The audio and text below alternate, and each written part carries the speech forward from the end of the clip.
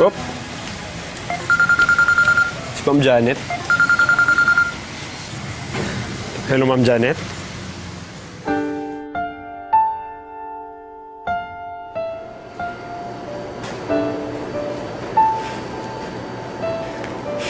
Ilang araw na siyang ganyan.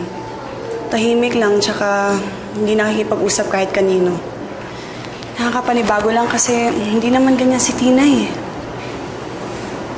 Ma'am, naapektuhan po kasi talaga siya sa pagkawala ni Chichi.